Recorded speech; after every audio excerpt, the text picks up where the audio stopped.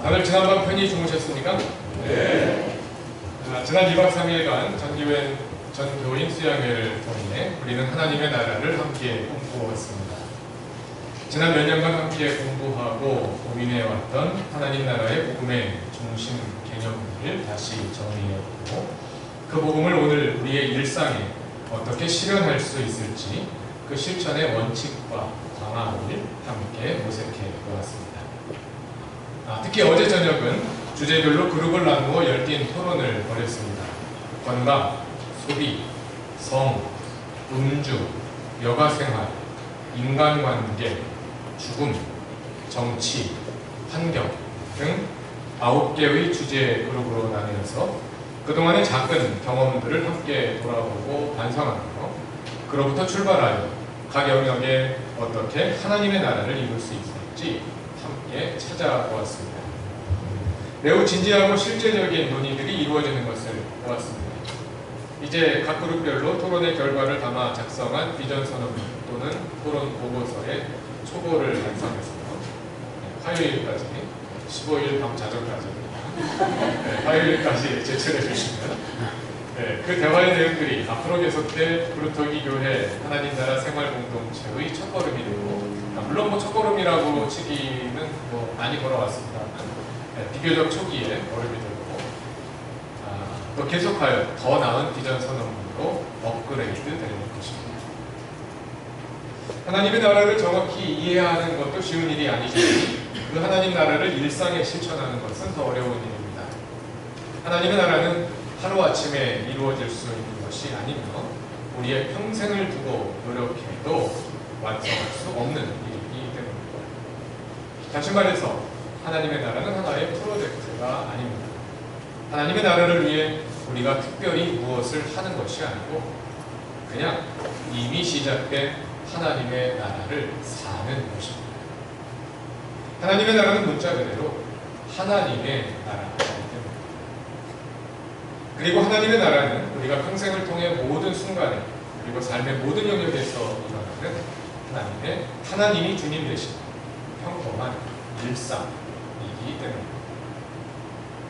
그 일상에 어떻게 하나님의 나라를 이루어갈지 아는 것, 그것을 가리켜 하나님 나라의 지혜라 부를 수 있겠습니다. 오늘은 고린도전서 1, 2장의 말씀을 중심으로 하나님 나라의 지혜를 함께 배우고 그 지혜에 힘입어서 다시 세상으로 나아갑니다.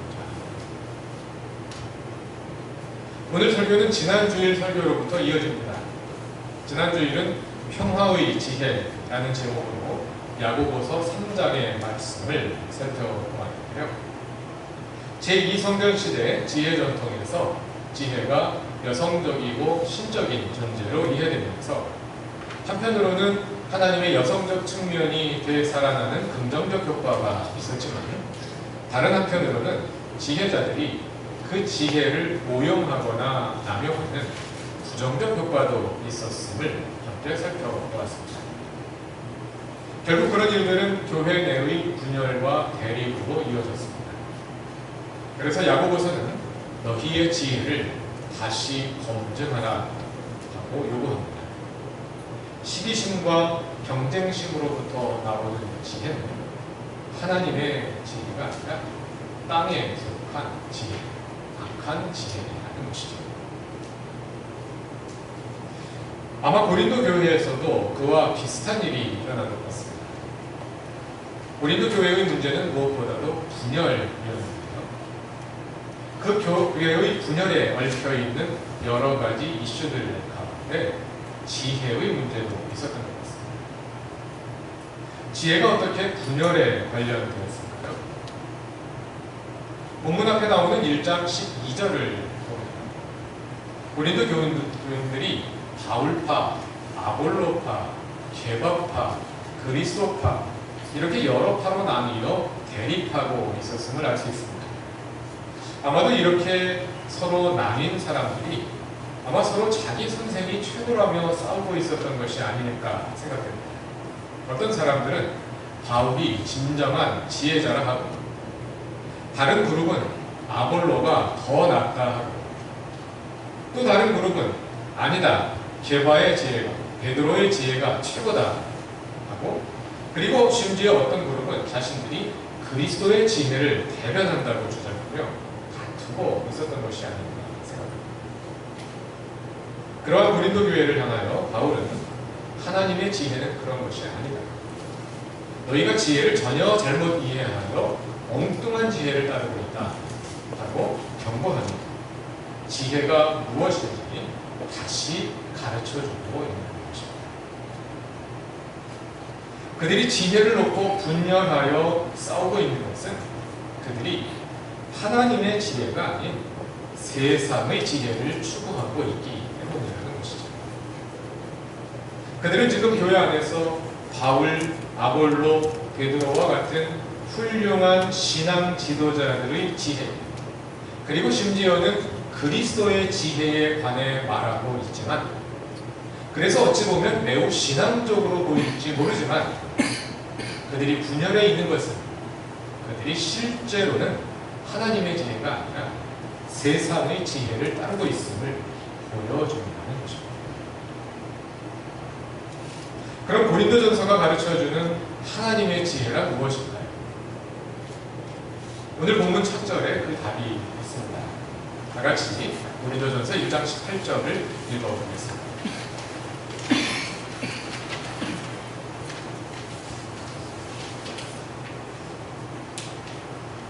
십자가의 말씀이 멸망할 자들에게는 어리석은 것이지만 구원을 받는 사람인 우리에게는 하나님의 능력입니다. 이 말씀을 통해 하나님의 지혜가 무엇인지 간접적으로 알 수 있습니다. 십자가의 말씀이 하나님의 구원의 능력임을 깨닫는 것, 그것이 곧 하나님의 지혜, 하나님 나라의 지혜입니다. 십자가의 말씀이란 곧 하나님 나라의 복음을 말합니다. 예수께서 십자가와 부활을 통해 우리의 주님이 되셨음을 보여주는 복음, 그것이 바로 십자가의 말씀입니다. 십자가가 그 순간에는 명백한 패배로 보이지만 예수의 십자가 죽음은 부활과 주 되심으로 이어지는 하나님 나라의 결정적 사건입니다. 그래서 하나님의 지혜를 가진 사람은 십자가에서 하나님의 나라를 봅니다. 패배 가운데서 승리를 보고, 약함 가운데서 하나님의 구원의 능력을 보고, 가장 작은 자들 가운데서 거대한 하나님의 나라를 봅니다. 그것이 하나님 나라의 십자가의 지혜입니다. 그뿐 아니라 십자가의 지혜를 가진 사람은 공동체를 세워줍니다. 십자가의 지혜를 가진 사람은 다른 사람을 인정해주고, 그들의 연약함을 품어주고, 그들의 상처를 싸매어 주기 때문입니다. 그러한 지혜를 통해 하나님의 나라가 세워집니다. 그래서 십자가의 지혜를 아는 사람들이 많을수록 그 공동체는 따뜻하고 서로에 대한 배려가 있고, 공동체의 구성원들이 그 공동체를 통하여 힘을 얻으며 공동체에서 소외감을 느끼는 구성원이 적습니다. 십자가의 지혜를 가진 공동체는 그래서 건강한 공동체입니다. 그런데 본문은 멸망할 자들은 십자가의 말씀을 전혀 이해하지 못한다고 말합니다. 왜냐하면 그들의 귀에는 십자가의 말씀이 어리석은 소리로, 말도 안 되는 소리로 들리기 때문입니다. 그럼 십자가의 말씀을 깨닫지 못하는 이 멸망할 자들이란 누구를 가리키는 것일까요? 본문을 계속해서 읽어나가다 보면 21절은 그 멸망할 자들을 가리켜 이 세상이라 부릅니다. 여기서 이 세상이란 단지 교회 밖의 영역으로서의 세상, 즉 중립적 의미의 세상이 아니라 부정적 의미의 세상입니다. 하나님의 피조세계로서의 세상이 아니라 하나님께 적대하는 세력으로서의 세상, 파라오의 질서로서의 그 세상입니다. 그런 의미는 2장 6절 이하에서 더 분명히 나타납니다. 2장 6절은 그 멸망할 자들을 가리켜 이 세상 그리고 이 세상의 통치자들이라 하는데요. 정확히 번역하면 이 세대입니다. 이 세대. 네, 이 세대와 이 세상은 헬라어로 분명히 다른 단어이고요. 똑같이 번역했는지 모르겠어요.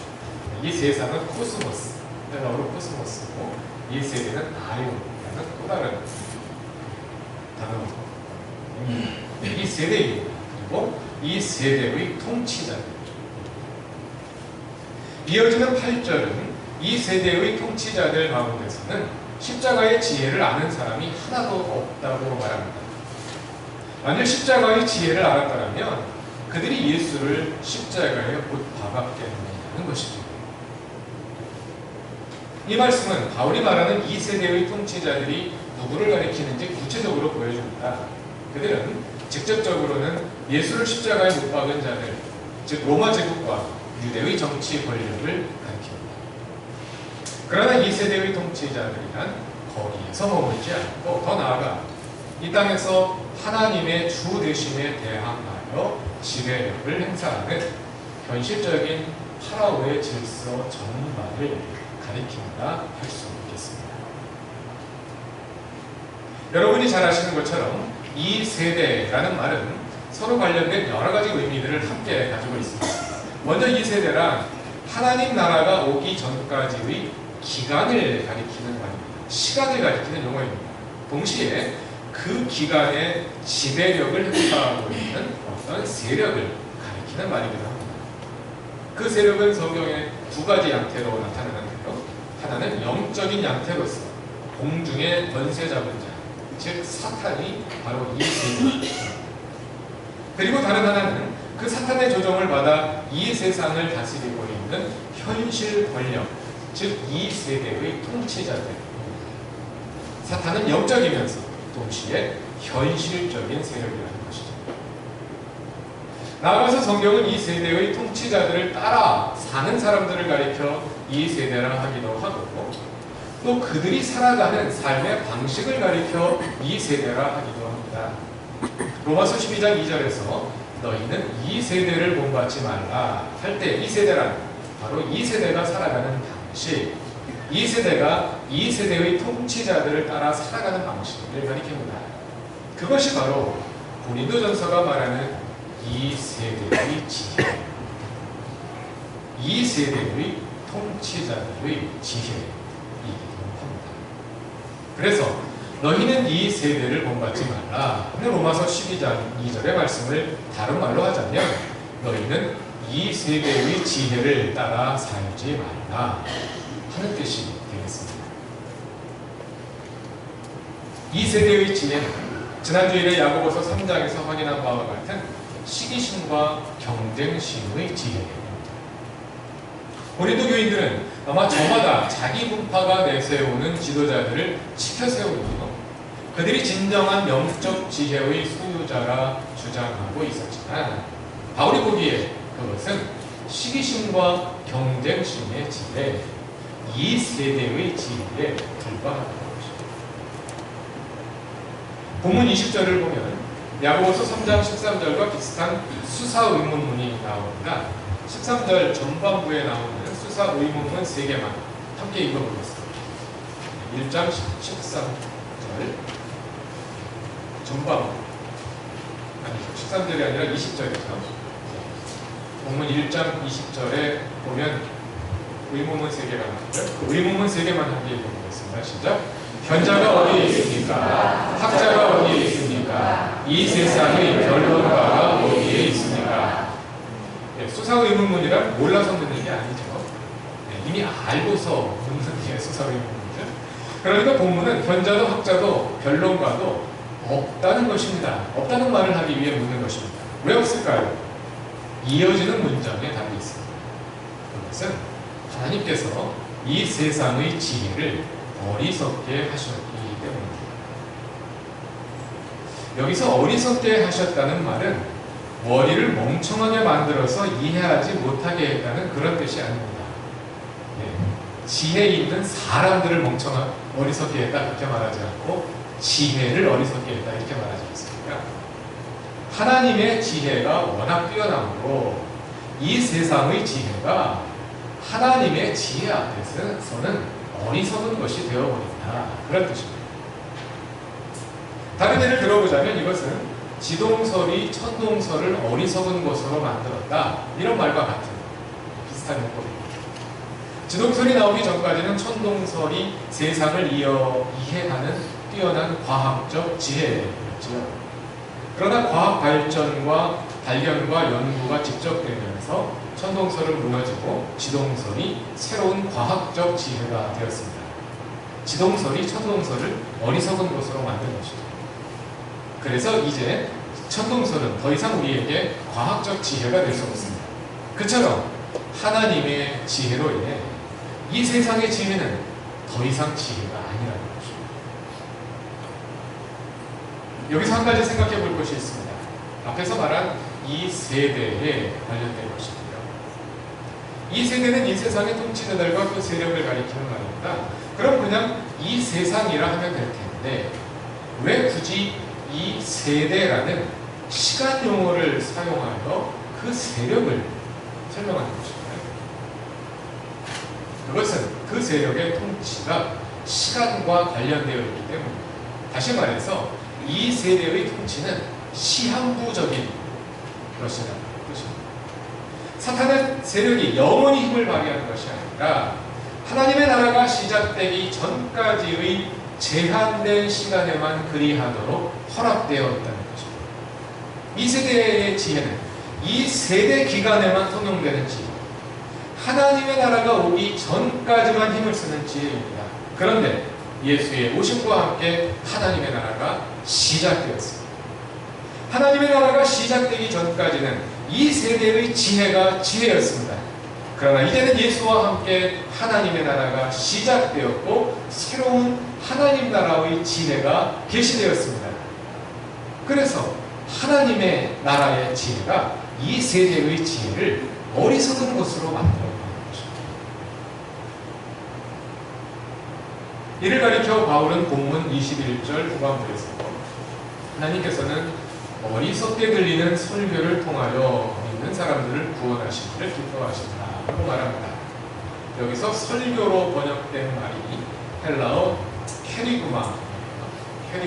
케리구마는 선포한다는 뜻의 동사 케리소의 명사입니다. 그러니까 이 말은 선포하다에서 나온 명사이니까요. 선포하는 행위를 가리킬 수도 있고 선포된 내용을 가리킬 수도 있겠죠. 설교 그러면 선포하는 행위를 가리키는 것으로 이해되는데 그러나 본문에서는 선포하는 행위보다는 선포된 내용을 가리키는 것으로 이해됩니다. 선포하는 행위가 어리석은 것은 아닙니다. 그 선포된 내용이 무엇이겠습니까? 그것이 바로 본문 첫 절인 18절에서 말하는 십자가의 말씀입니다. 십자가의 말씀이 선포된 것이죠.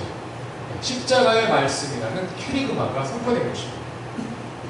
본문 첫 절인 18절에서 말하는 것처럼 이 십자가의 말씀이 십자가의 캐리그마가 멸망할 자들에게는 어리석은 것인데 하나님께서 그 어리석은 십자가의 말씀을 통해 그 말도 안 되는 십자가의 말씀을 통해 이 세상의 지혜를 어리석은 것으로 만드셨다는 것입니다. 십자가의 지혜의 역설이라 할 수 있겠습니다. 가장 어리석은 것을 통해 이 세상의 지혜를 어리석은 것으로 만드십니다. 그래서 25절을 말하는 것입니다. 하나님의 어리석음이 세상의 지혜보다 더 지혜롭고 하나님의 약함이 사람의 강함보다 더 강하다.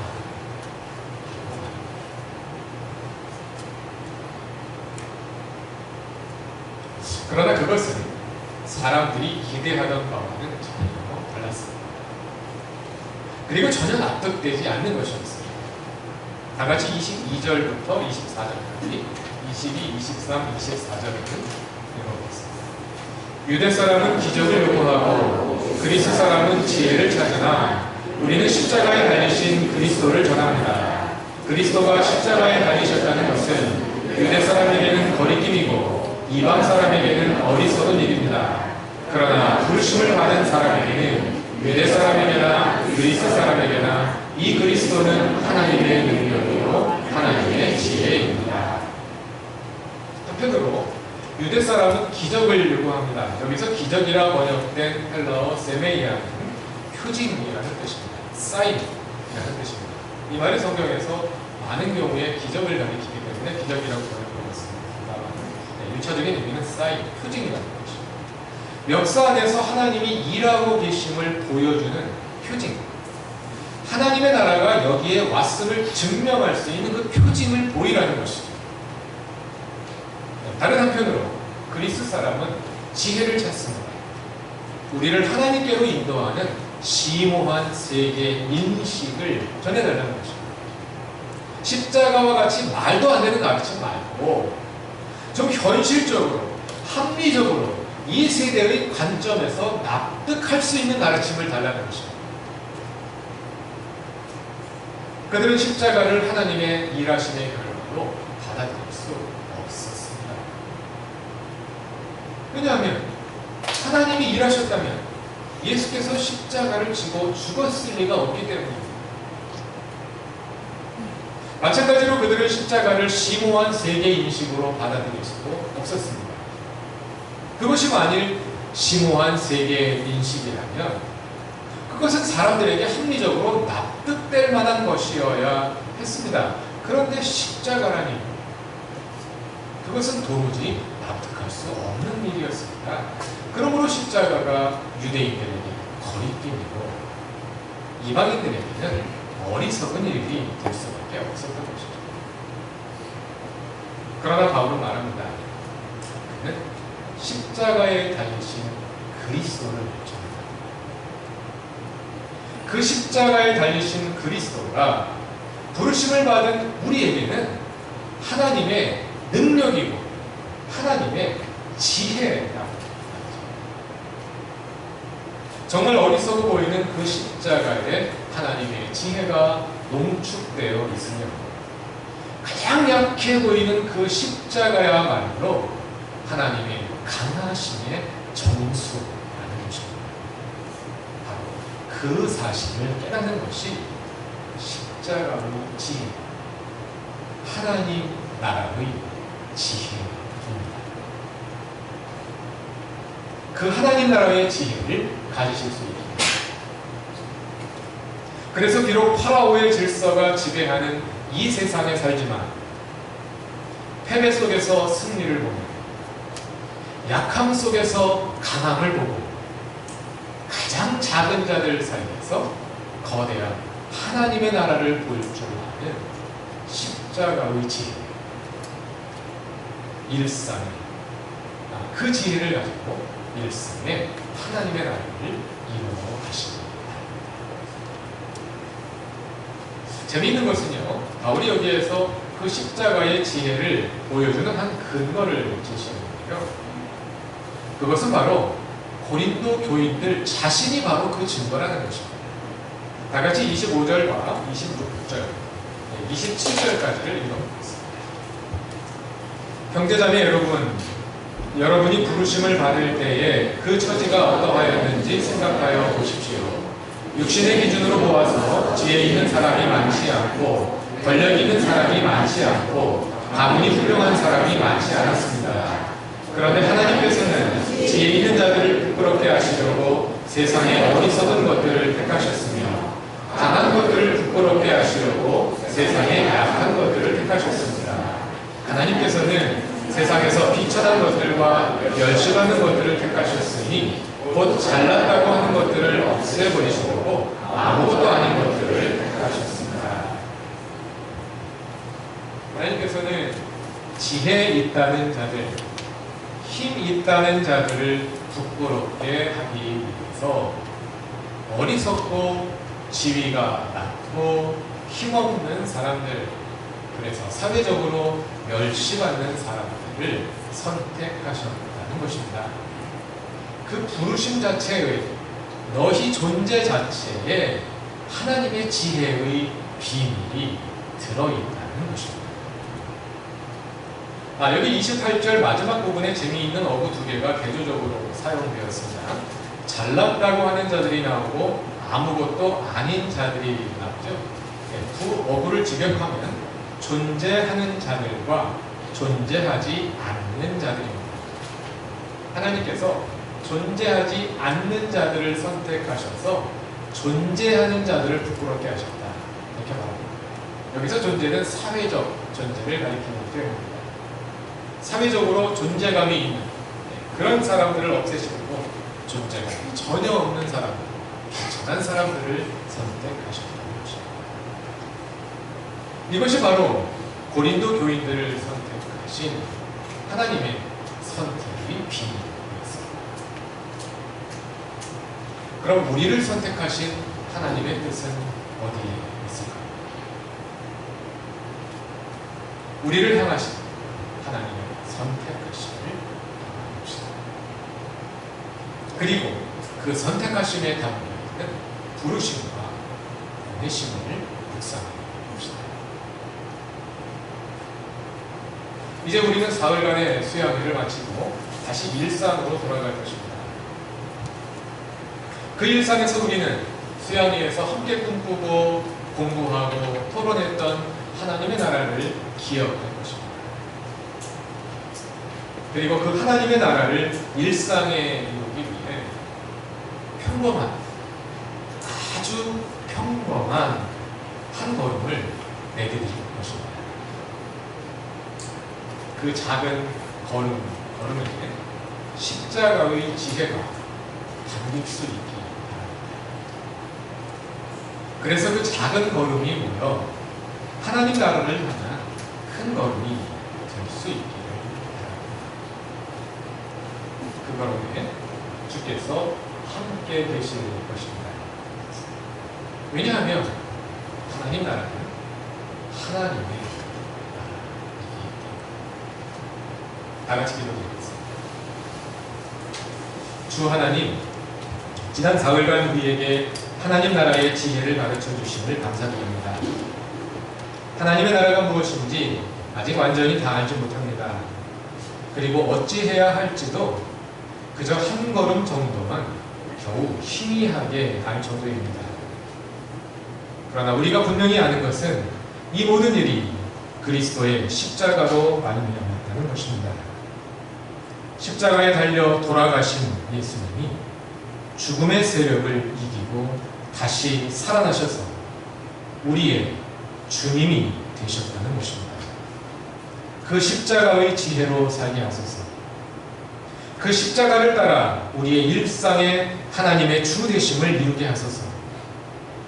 이제 다시 일상으로 돌아가는 우리의 걸음을 이끄시고 우리의 몸과 마음을 지키시어 우리의 모든 호흡에 그리고 우리의 일거수일투족에 주님 나라 이루어지게 하소서. 예수님의 이름으로 기도드립니다. 아멘.